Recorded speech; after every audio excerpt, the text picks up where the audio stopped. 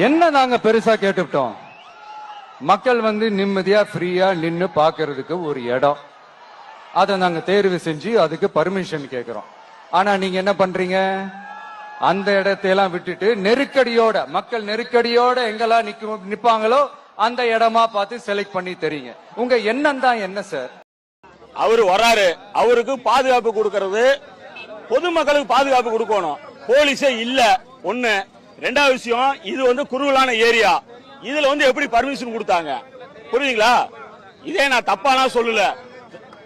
முதலமைச்சர் வந்தப்ப 3000 போலீஸ் இறக்குனாங்க. புரியுங்களா? அவுட்ல கொடுத்தாங்க. 15 நாளா போலீஸ் அங்க படுத்திருந்தாங்க. போலீஸோட கடமை என்னன்னு எனக்கு தெரியும். புரியுதுங்களா? இங்க இதுல எப்படி ரெஸ்கியூ பண்ண முடியும்? பாதிக்கப்பட்டவங்கள யாருமே காப்பாத்துறதுக்கு எந்த போலீஸும் கிடையாது. நல்லா தெரிஞ்சுங்க. இது வந்து தவறான விஷயம். இதுல வந்து ஆம்புலன்ஸ் வர்றது கூட தேவையில்லாத 2 ஆம்புலன்ஸ் விட்டாங்க. இதுல உள்ளே வரக்கூடாது. மீட்டிங் நடக்குது, இவ்வளவு கும்பலா இருக்குது, வேணும்னே 2 ஆம்புலன்ஸ் உள்ள விட்டுருக்காங்க. இதுல அவங்க அரசியலுக்கு, அவங்களோட அரசியலுக்கு எங்க உயிர் போயிருக்குது?